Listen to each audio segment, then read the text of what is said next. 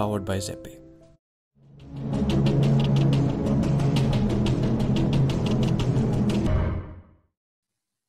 Sir, एक important question ये है कि जैसे कि 2007 में सोने का रेट सस्ता था, राइट?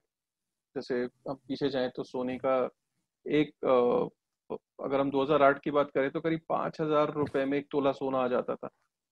और आज 5,000 रुपए में आप सोचो सोना कहाँ से कहाँ पहुंच गया। मेरे ख्याल से 1 ग्राम भी नहीं आएगा। 1 ग्राम भी नहीं आएगा। तो मेरी परचेजिंग पावर अगर मैं देखूं, और अगर मैं देखूं in terms of gold, gold को देखूं एप्रिशिएट 5,000 से आज 50,000 रुपए हो गया एक तोला सोना, और मेरे वो 5,000 रुपए में मुझे 1 ग्राम सोना मिल रहा है। तो कहीं ना कहीं मेरी परचेजिंग वैल्यू पावर गिर नहीं रही है पैसे की बहुत तेजी से इन कंट्रास्ट टू गोल्ड। तो ये क्यों हो रहा है? मेरी मेरी परचेजिंग पावर इतनी तेजी से क्यों गिर रही है?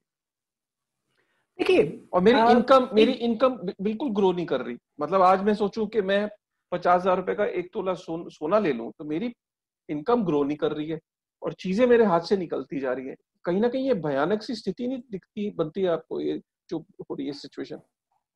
देखिए, ये जो ट्रेंड है, ये ट्रेंड असल में पिछले 40 सालों से बहुत भयानक रूप से बिल्ड हो रहा है पूरी दुनिया के लगभग हर किस्म के इकोनॉमिक सेक्टर के अंदर।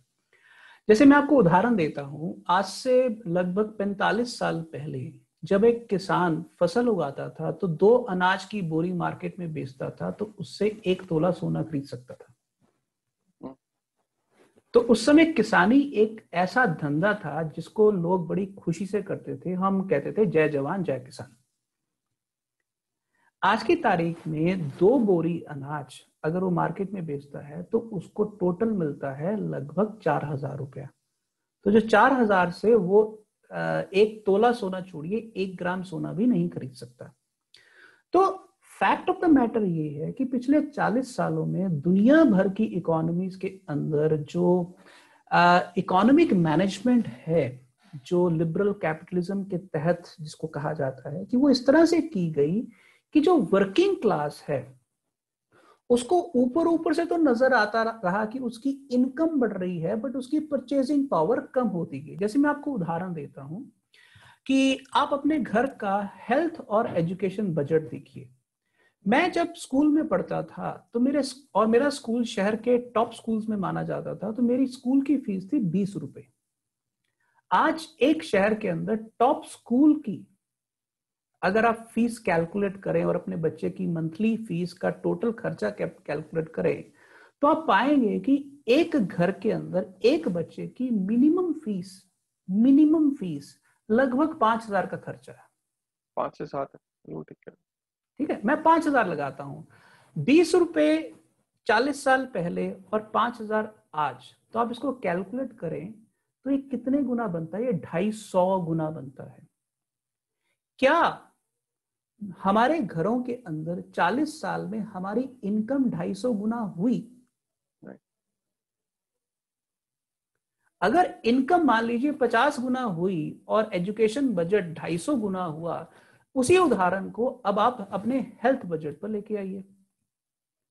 पहली बात तो आज से 40 साल पहले लोग बीमारी कम बहुत पड़ते थे, ठीक?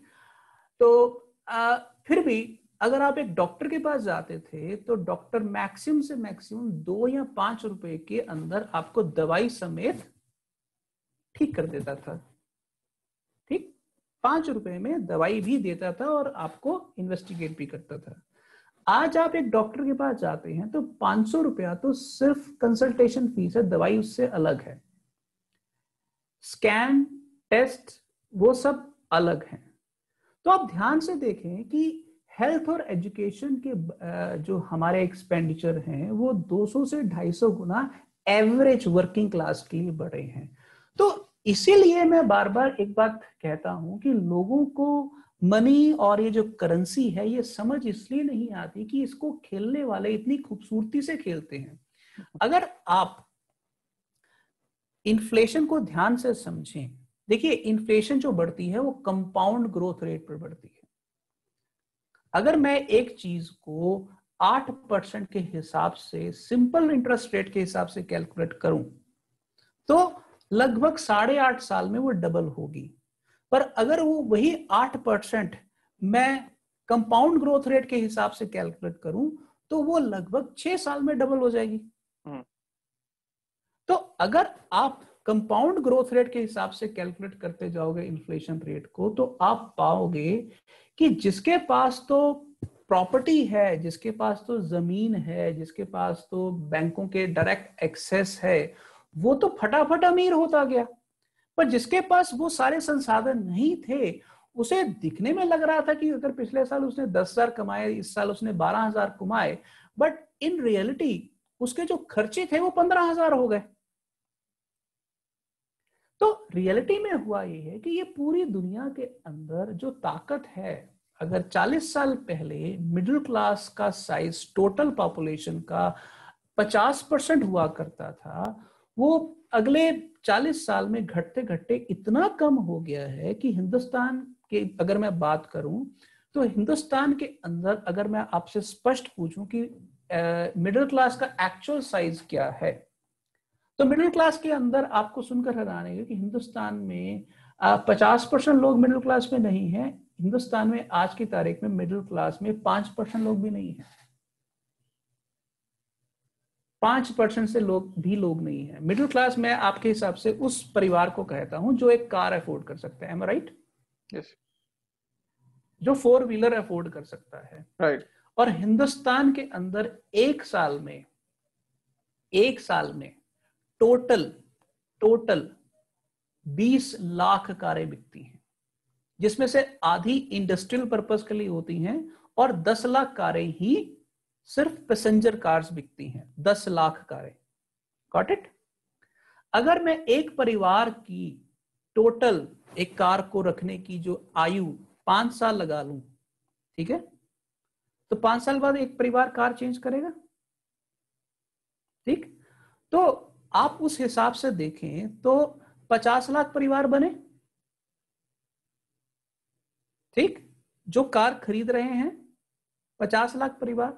50 लाख परिवार अगर मैं उनको और बेनिफिट ऑफ डाउट दे दूं, हाँ, कि वो ओला भी यूज करते हैं, उबर भी यूज करते हैं, तो ये आपको पता चलेगा कि ये हिंदुस्तान की टोटल पॉपुलेशन का 2-3% या हद 5% से ज्यादा जाएगा ही नहीं। और अगर आप पिछले 2 साल का डाटा देखें, कारों की सेल भी कम हो रही है और 2 व्हीलर्स की सेल भी कम हो रही है। तो जिस देश के अंदर नंबर 1 मिडिल क्लास का साइज इतना छोटा हो और दूसरा कार्स और 2 व्हीलर्स की सेल भी कम जा रही हो, तो आप सोच सकते हैं कि हिंदुस्तान की मिडिल क्लास बहुत बड़ी मिडिल क्लास है। ये जो स्टोरी बेची गई हमें पिछले 15 साल में, ये बहुत बड़ा झूठ है। अगर आपका बच्चा एक मॉल के अंदर 10,000 रुपए की नौकरी करता है तो आप अपने आप को मिडिल क्लास मत कहिए।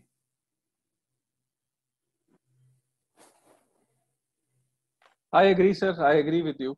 मिडिल क्लास की डेफिनेशन जो हमने सुनी थी और जो एक्चुअल में मिडिल क्लास जिस तेजी से घट रहा है, जिस तेजी से लोगों की जो परचेजिंग पावर, जिस तेजी से लोगों की जो इनसिक्योरिटी है जॉब्स को लेके बढ़ रही है, आई थिंक उसको बहुत बड़ा एक कंसर्न है, and which is not a very good sign.